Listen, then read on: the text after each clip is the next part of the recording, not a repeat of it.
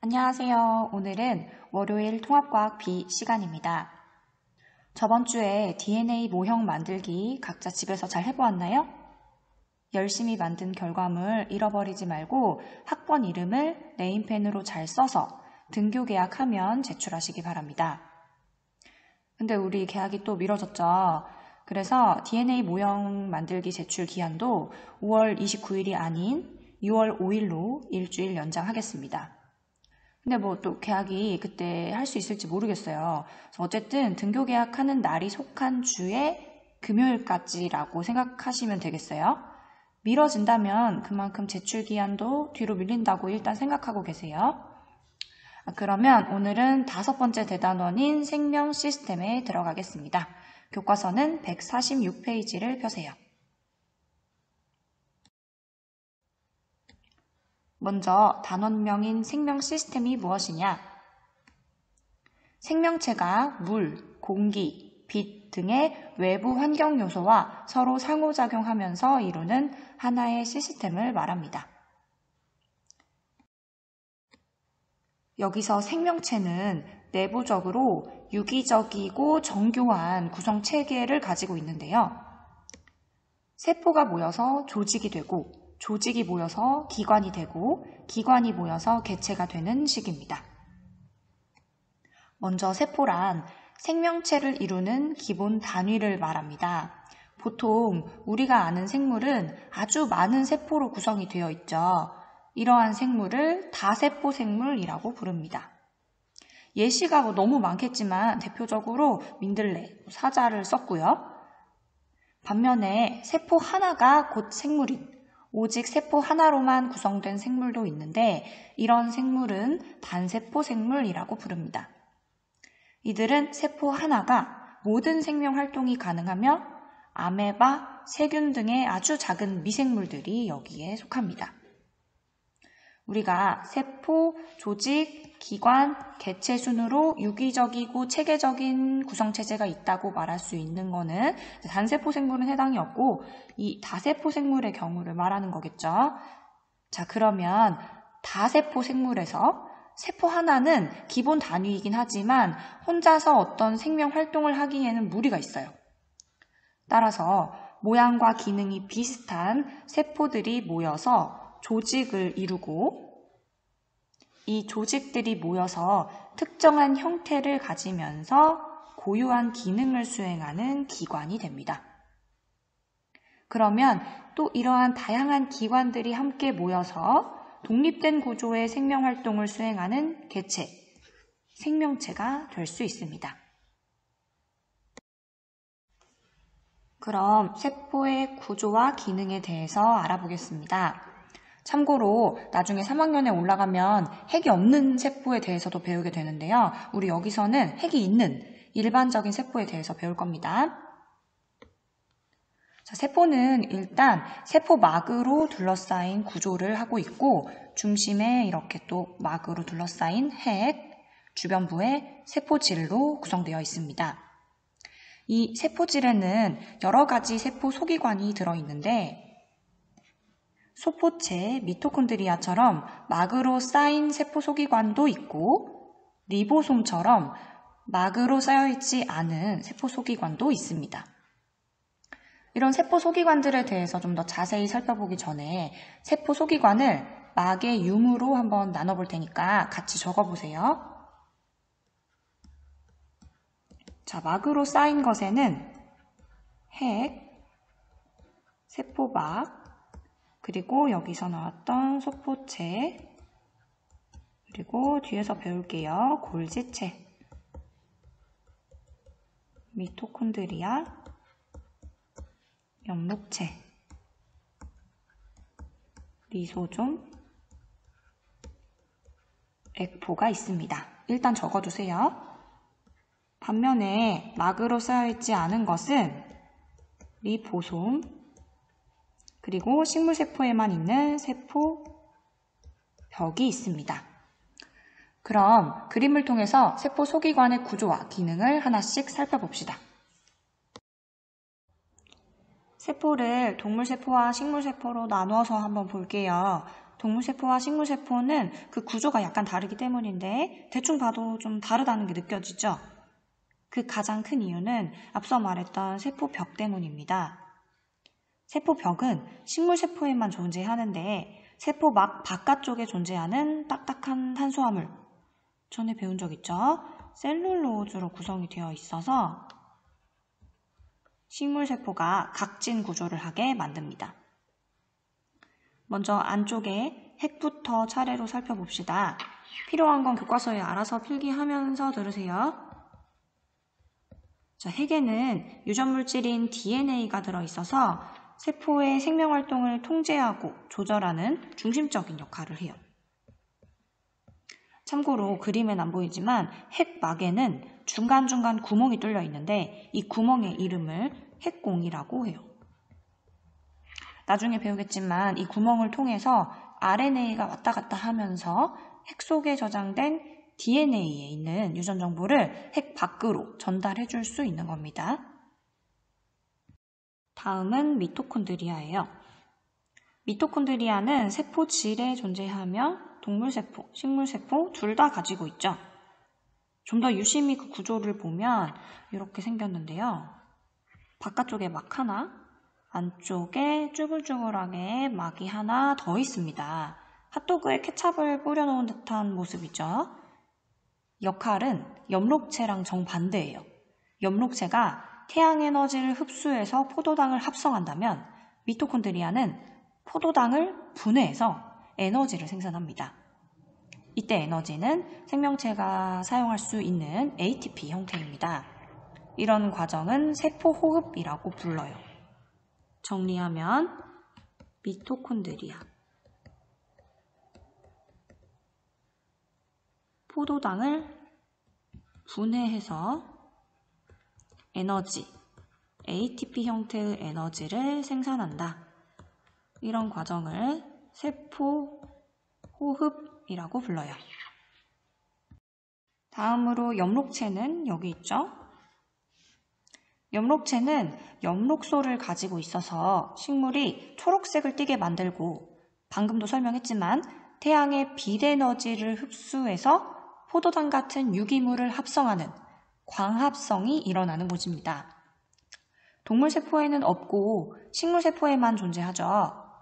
자, 엽록체 구조도 좀 더 직관적으로 그려주면 막으로 이렇게 2번 쌓여 있고 안쪽에 동전 같은 구조물이 이렇게 쌓여져 있는 구조를 하고 있어요.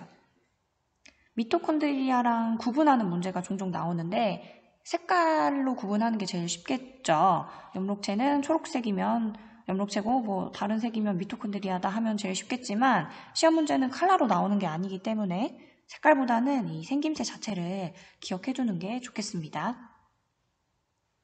정리하면 엽록체, 태양의 빛에너지를 흡수해서 포도당을 합성한다. 이 과정을 광합성이라고 부릅니다. 다음으로 소포체는 핵막과 연결되어서 붙어있는 막구조물입니다. 잘 보면 이렇게 핵막이랑 연결이 되어 있어요. 생긴 건 좀 징그럽죠. 막이 쭈글쭈글하게 주머니 모양으로 접혀져서 연결된 모양으로 단백질을 수송하는 통로가 됩니다. 동물세포, 식물세포 둘 다 가지고 있어요. 정리하면 소포체, 그 구조는 눈으로 기억해 놓고 역할은 단백질을 수송하는 통로다. 다음으로 리보솜이에요. 자, 리보솜은 소포체 표면을 한번 자세히 보세요. 이런 알갱이들이 붙어 있죠. 이 알갱이들의 이름이 리보솜입니다. 리보솜은 DNA의 유전 정보에 따라서 단백질을 합성하는 역할을 합니다. 특이하게 막으로 쌓여있지 않은 작은 알갱이 구조를 하고 있고 소포체에 이렇게 붙어 있거나 세포질에 떠다니기도 합니다. 정리하면 리보솜, 동물세포, 식물세포 둘 다 가지고 있고요. 단백질을 합성하는 역할을 담당한다. 다음은 소포체랑 유사하면서도 조금 다른 요 갈색의 여러 주머니가 겹쳐있는 듯한 소기관. 이 소기관은 골지체라고 합니다. 소포체와 좀 비슷하게 생겼지만 좀 떨어져 있는 막구조물이고요. 이름이 없으니까 한번 써보세요. 골지체 역시 동물세포, 식물세포 모두 가지고 있는데 소포체에서 전달되어 온 단백질이나 지질 등을 막으로 싸서 세포 밖으로 분비하는 역할을 합니다. 정리하면 골지체는 단백질이나 지질 같은 물질을 세포 밖으로 분비한다. 자, 그러면 단백질이 합성돼서 세포 밖으로 분비되기까지 거치는 소기관을 순서대로 써봐라 하면, 자, 먼저 단백질 리보솜에서 합성이 되고 소포체를 통해서 수송, 골지체를 통해서 세포 밖으로 분비되겠죠. 리보솜, 소포체, 골지체 순으로 써주면 되겠습니다. 참고로 이들 소기관 사이사이를 이동할 때는 이런 막주머니에 담겨져서 이동한다고 합니다. 자, 이 밖에도 리소좀이라는 소기관이 있어요. 리소좀의 구조를 굳이 여기서 비슷한 걸 찾아보자면 이런 막주머니랑 비슷하게 생겼는데 리보솜과 헷갈리지 않도록 주의하세요. 리소좀은 동물세포에만 존재하는 소기관이에요. 세포 내로 들어온 외부 물질이나 세포 안에서 생성된 노폐물, 노후한 소기관 같은 물질들을 분해하는 일종의 쓰레기 처리장 역할을 하는 세포 소기관이에요. 노폐물을 분해하는 동물세포에만 있는 소기관이다. 그러면 식물세포에서는 이 리소좀이 없다는 건데 누가 쓰레기 처리를 할까요? 식물세포 안에서도 노폐물이 생길 텐데 바로 액포입니다. 액포는 바로 이 구조물이에요. 이 구조물. 안쪽에 물방울처럼 생긴 이 구조물인데요. 그림상으로는 식물세포에서만 보이죠. 액포는 주로 식물세포에 있는데 최근 들어서 동물세포에도 존재한다는 사례가 발견되면서 식물세포에만 존재한다고 하지는 않아요. 주로 식물세포에서 발견되며 내부에 물, 색소, 노폐물 등을 저장하는 역할을 해요. 액포는 이 노폐물을 분해하지는 못하고 단순히 저장만 하기 때문에 성숙한 식물세포일수록 액포의 크기가 커지는 특징을 가지고 있습니다. 자, 세포의 바깥쪽은 이 세포막으로 둘러싸여 있죠. 이 세포막이 세포의 형태를 유지하고 세포 안팎으로의 물질 출입을 조절해줍니다. 구조는 인지질 이중층에 단백질이 꽂혀있는 구조인데 자세한 구조에 대한 설명은 다음 시간에 할게요. 일단 저것만 두세요. 마지막으로 세포 벽도 우리 정리해야죠. 세포 벽은 여기 있죠? 식물세포의 세포막 바깥쪽을 감싸고 있고 식물세포를 보호하고 그 형태를 유지하는 셀룰로즈로 된 구조물. 식물세포에만 있다.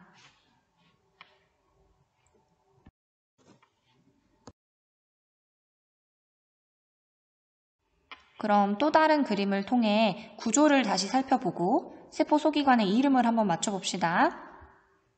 자, 일단 전체적인 세포의 모양 차이를 봤을 때 각져 있는 이 세포가 식물세포. 그럼 여기는 동물세포겠죠? 중심부에 있는 이 구조물은 핵과 연결된 쭈글쭈글한 주머니 모양의 구조물 소포체. 소포체에 붙어있는 알갱이를 가리키고 있네요. 리보솜. 단백질 합성을 담당하죠. 다음으로 얘는 소포체랑 비슷하지만 떨어져 있는 골지체입니다. 소포체에서 전달되어 온 단백질을 싸서 세포 밖으로 분비한다고 했죠. 다음으로 얘는 미토콘드리아죠.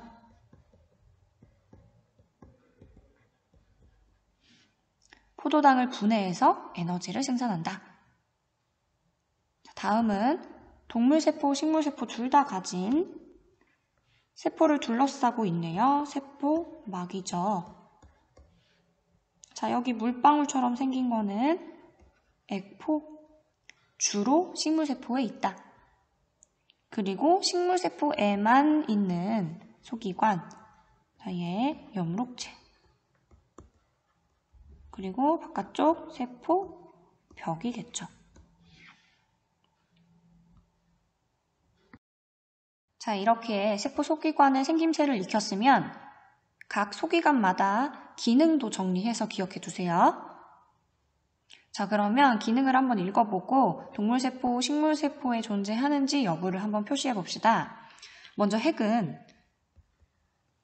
유전물질인 DNA가 들어있고 세포의 생명활동을 통제하고 조절하는 역할을 한다. 동물세포, 식물세포 둘 다 존재하고 있죠. 다음으로 미토콘드리아는 유기물, 포도당을 분해해서 에너지, ATP 형태의 에너지를 생산하는 세포 호흡이 일어나는 장소로 동물세포, 식물세포 둘 다 가지고 있습니다. 다음으로 염록체는 광합성을 하죠. 포도당 같은 유기물을 합성한다. 식물세포에만 존재하죠. 리보솜은 DNA의 유전 정보에 따라서 단백질을 합성하는 장소다. 동물세포, 식물세포 둘 다 가지고 있어요. 다음으로 소포체, 주머니가 연결된 모양으로 리보솜에서 합성되어서 온 단백질을 수송하는 통로다. 동물, 식물 둘 다 가지고 있어요. 골지체는 소포체에서 전달되어서 온 단백질이나 지질들을 막으로 싸서 세포 밖으로 분비해준다. 동물, 식물 둘 다 가지고 있어요. 다음으로 리소좀은 세포 내로 들어온 외부 물질이나 세포 안에서 생성된 노폐물, 노후한 세포 소기관을 분해해주는 역할, 동물 세포에만 존재한다고 했죠. 리보솜이랑 이름 헷갈리지 않도록 주의하세요. 다음으로 액포는 물, 색소, 노폐물을 저장하고 있고 성숙한 식물세포에서 그 크기가 크게 발달한다. 주로 식물세포에 있죠. 하지만 최근 들어서 동물세포에도 있다는 사례가 발견됐으니까 세모라고 표시할게요. 다음으로 세포막. 세포를 둘러싸고 있는 막으로 세포 형태를 유지하고 세포 안팎의 물질 출입을 조절하죠. 동물, 식물 둘 다 가집니다. 마지막으로 세포벽. 식물세포에서 세포막 바깥쪽을 싸고 있는 막으로 세포를 보호하고 형태를 유지하는 셀룰로즈로 구성된 소기관이다. 식물세포에만 존재하고 있어요.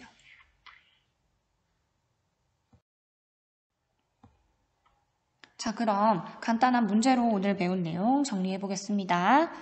생명체의 기본 단위는 세포죠.